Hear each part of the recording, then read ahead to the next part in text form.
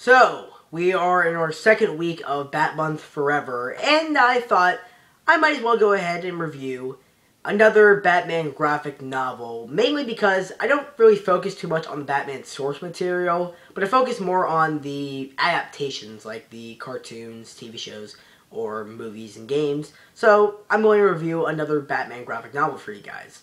But this one is one of my all-time favorite Batman stories ever. Probably debatable whether or not it is my favorite of all time.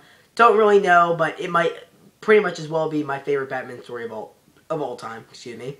And what I think to be the definitive Batman origin story ever told. And with that, you probably guessed right that today I'll be reviewing Batman Year One, the graphic novel.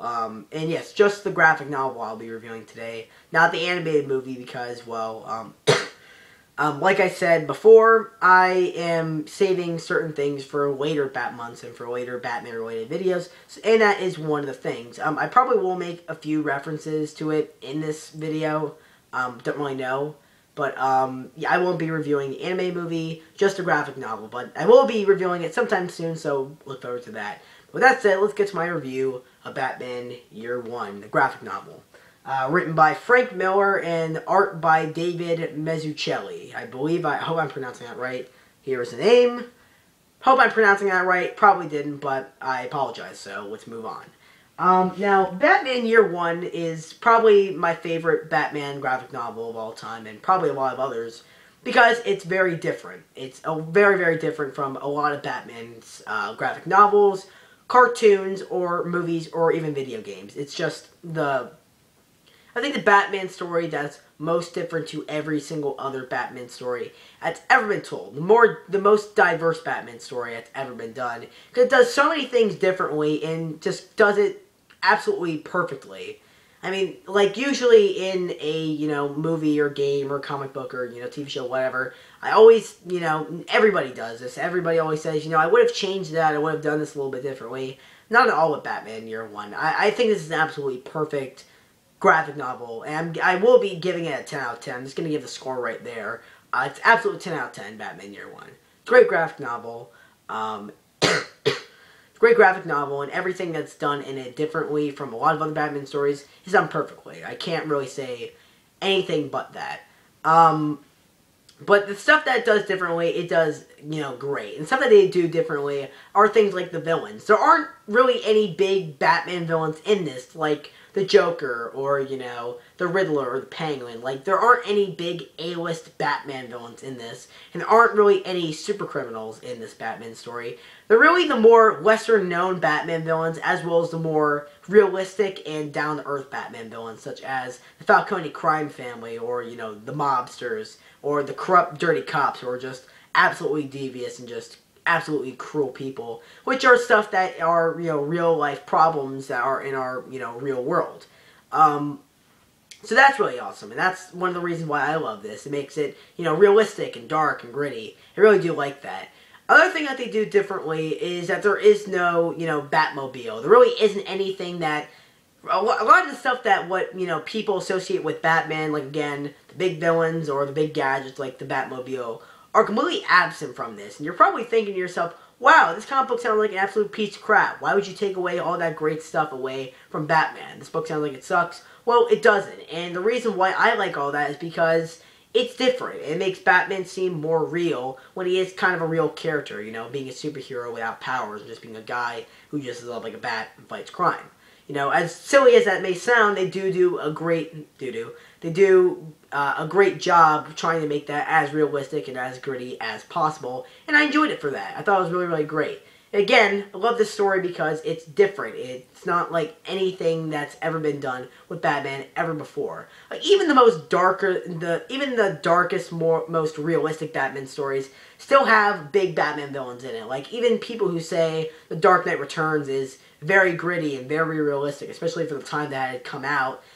Still had the Joker in it, and it still had Superman in it, and still had, I think that's really about it, but it still had a big villain like Joker, and still had Superman in it. So it's still kind of a little unrealistic in that sense, but I still do love Dark Knight Returns. I think it's a great graphic novel. And I think for the time it had come out, and still to this day, is a very different and very diverse Batman story, but not the most diverse. This, in my opinion, is the most diverse because it didn't have any Batman villains really in it. It had, well, the Falcone crime family is, a primary Batman villain. Yes, Catwoman is in it, I know that, but I'll be getting to her in a second. I consider her more of a Batman anti-hero than a Batman villain at all. But, Falcone crime family is more of a, again, more realistic Batman, villain compared to, people like the Joker or the Penguin or the Riddler or whatever. And, again, the corrupt cops, again, more realistic compared to, the Joker and all that stuff. But I like this the most because it's a Batman story that doesn't have really anything to do with Batman, or at least stuff that makes Batman for a lot of Batman fans. Again, like the villains, like the gadgets, like, a bunch of other stuff. It doesn't really have any of that. And that's the reason why I like it the most, because it proves you don't need all that stuff, all the villains, all the gadgets, all the whatever, to make a great and memorable Batman story. It still stands on its own 2 feet as a great Batman story with all that absent. And that's the thing I appreciate about that the most. And the thing that I always say about Batman is that you don't need all of that stuff to make a great Batman story. You don't need the villains, you don't need the Batmobile, you don't need any of that crap. As long as you have a great story, a simple story that people can understand, and a great story that, people can still understand, with great characters and, good enough antagonists, you still have a good Batman story. You don't need certain key set stuff in order to make a great Batman story. So, that's my thoughts on that. It proves that you don't need all this crap, all this other stuff to be, to make a great Batman story. Do I not like the other big Batman villains? Oh, no, I still love those Batman villains. I'm just saying it's nice to see a Batman story that doesn't deal with all those villains and doesn't use them yet again, that's still a great, memorable Batman story. And that's something that I absolutely really love about this. Something else that is very, very different and very, very diverse from a lot of other Batman stories is the fact that the story's perspective is told through Commissioner Gordon as opposed to Batman's. That's something that I really enjoy about this. It makes a small, minute, character like Commissioner Gordon, the police commissioner, or as he's called in this until the very end, Lieutenant Gordon, or James Gordon, Jim Gordon, whatever you like to call him, is pretty much the main character in the story, right? I'm just gonna say he is the main character. I know the story is called Batman Year One, and it is still a story about Batman, but I'm just gonna call it Commissioner Gordon is the goddamn main protagonist in this, okay? I'm gonna call it. Batman in this story really rarely ever, shows up, and rarely ever has any showtime in this book at all. And that's not a complaint at all, because everything that's going on with Gordon is actually really interesting, and it's actually really, really awesome, and actually really, like half the time when I was reading this, or how even watching the animated movie, I was just like, no, and whenever it showed up, to Batman or Bruce Wayne, I was like, no, go back to Gordon, I want to see what's going on with his family. And then I realized, this is a Batman graphic novel and a Batman movie, and I want to see more about what's going on with Gordon and his life than Batman or Bruce Wayne with his life. That is so not good, but so awesome at the same time. That is really, really awesome. I mean, I even joke about this graphic novel, and even the movie, as, they could have retitled it Gordon Year One, or James Gordon Year One, and it would have been just as the same, if not more fitting. And that's really what I have to say about this. It really is just Jim Gordon, the graphic novel, or Jim Gordon, the movie.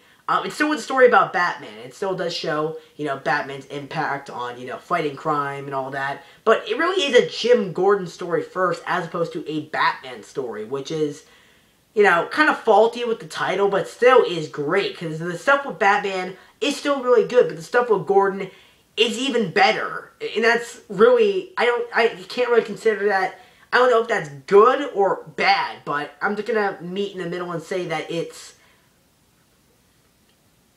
acceptable. Let's go with that. It's, and that's something that I really do like. It still shows Batman's, journey. It still shows Bruce Wayne's journey to becoming Batman and fighting crime. Again, still a story about Batman, but through Gordon's perspective and through what Gordon thinks. And I honestly think that helps the audience or the people reading this or watching the animated movie, float more towards Batman's, war on crime and Batman's whole, philosophy and, his whole method towards doing this. Because, Gordon's a civilian, and Gordon is, just this person who is hearing about this, probably how the audience, of both, graphic novel and movie would probably be, hearing about this if Batman were in real life. So I think that helps the people more float towards, not only Gordon as a character, but, Batman and his methods and everything. Because Gordon's a civilian, and the people reading this are civilians, or they're just normal people, going about their normal lives. And they help, they float more towards Gordon as a character and Batman's methods and Batman's whole philosophy and the reason why he's doing this. I think that's great. I think that is really, really just great. I really do like that. And I like that makes Gordon an important character. In fact, before this Batman comic, Gordon wasn't really a character that was prominent in really anything. Movies, TV shows. If there were any Batman TV shows before this, oh, yeah. It's fucking 60s show. I forget about that. Anyways, comic books and movies. Gordon was not a prominent character until this Batman story. He was not really that big of a character until this story. I mean, haven't you noticed that ever since the story, Gordon's been in a lot more Batman media. He's been in a lot more Batman stories, such as, Batman Begins, for example, or the Dark Knight trilogy. He's been a huge character in those movies, a great character played by Gary Oldman, and I really do like that. And again, I just like the whole change that it's not told through Batman's character. It's not told through Batman's story. It's told through Gordon and what, in his perspective of Batman and what he thinks of Batman. And, he doesn't like Batman at first. And, you as the audience probably don't either with what he's doing. But then as he slowly becomes more fine with it. Like, he's cleaning up the, the crime and everything. You as, the audience member are like, you know what, yeah, you go along with Gordon on the story, and I really like that, and, that's great, and I think that's a great way to, not introduce a character, but, make a character, less, useless. Again, it's because of this that why we're seeing a lot more James Gordon and a lot more Batman material, and I think that's great. I think it's amazing and really cool. I love that change. I love that. It's just great. And again, proves that you don't have to have, a good Batman story told through Batman's perspective. You can have it told through, other characters' perspectives.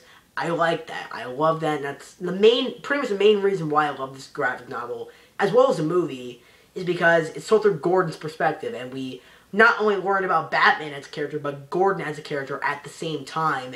And really, in that sense, they kind of had the same, appearance time. They had the same screen time or, show time. I like that. That's really, really awesome and cool and creative, too. Very, very new. We don't really see too many Batman materials that are told through, the perspective of another character and not through Batman's, eyes. I really like that. That's great. And again, now that because of this graphic novel, Gordon's become a bigger character, and I really, really like that. Moving on to some other stuff that I really liked about this was the artwork. The artwork in this graphic novel is, I think, I can describe it pretty much as the story. It's very simple and very familiar, but very, very different, but very, very different, creative, and new. What I mean by that is the artwork is like the story, which is very simple and very familiar. The artwork is familiar because you might have noticed that some of the artwork is, like some artwork from, other comics you've read, either from Superman comics or Spider-Man comics or other Batman comics, whatever. And, it's familiar to that, and it's very simple to the story and familiar to the story because, the story is, Batman is cleaning up Gotham and, getting rid of crime, and that's something that we've all seen. That's very, very simple and very, very familiar to other Batman properties. But very, very different and very, very creative, both artwork and the story, because it's told through, again, Gordon's perspective. It's told through Gordon's eyes. It's very, very different. And I like that. The artwork kind of reflected the overall story. I love that. I really liked it. Again, the artwork is very familiar to a lot of, other comics. Just a very simple, very standard and familiar artwork, like the story, like the overall story, Batman fighting crime, and, but it's very, very different and very, very creative, like the, Jim Gordon's perspective and all that. I like that. It was a very nice sort of little reflection, and, I like that. It was nice sort of reflecting the story, the artwork. I really like that. That was really, really great. The artwork is just very standard, and I just like that. And it reflects very standard, but it's also it's a mix of just standard, simplicity, simple artwork, and also new and sort of creative, the artist, making, his own little, tweaks and edits of simple artwork. I really do like that. That's very, very cool. And I think I'm harping on it a whole lot because, maybe I'm just used to so many Frank Miller Batman stories. I love The Dark Knight.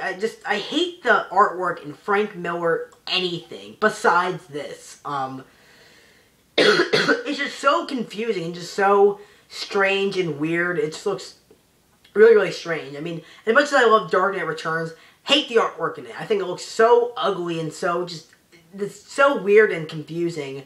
I guess, again, maybe that's because it was reflecting the story and reflecting the setting, in The Dark Knight Returns. Who knows? But I like that in this graphic novel. The artwork kind of matches and reflects, the story and, the way it's told. I like that. That's very, very nice and new and creative. That's just something I really do like. Now, of course, with, the things that I do like, with the things I do like about this comic book, you probably are wondering, do I hate anything in this comic book? Well, I do hate one thing, primarily, but it's not anything that I'm going to, dock this for. I still think this is an absolutely perfect graphic novel by, in every meaning of the word perfect. But there is one little tiny thing that I absolutely, I don't hate, just kind of bothers me.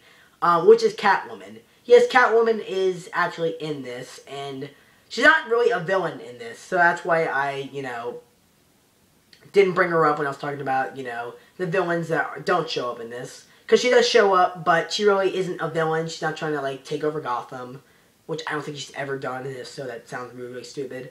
But the main problem with Catwoman in this is not the way that she's done, not the way that she's even drawn. It's just that she has no point to be in the graphic novel at all. If you had taken her completely out of the story, there would be no difference. The only thing that she really does in it is that she scratches Carmine Falcone, one of Carmine Falcone's cheeks, and now he has 3 little scars on one of his cheeks, which also appears in Long Halloween and in Dark Victory. So that's, again, another reason why I believe those graphic novels are tied into this. I'm telling you, it's a conspiracy, I'm telling you. But that's really for the stuff that I didn't like in Batman Year One. That all does it. That's really the only stuff that I did not enjoy about Batman Year One. And I didn't even hate it. It was just a minor thing that I did not like. That's really about it. So, for Batman Year One, I'm going to give this a perfect score of 10 out of 10 Batarangs. It's absolutely great in every single last, fraction, in every single last way. It's great. It's a great story. And also, something about the story is that it's a really short read. It's only about, let me see it here. Give me a moment, folks. Stay with me.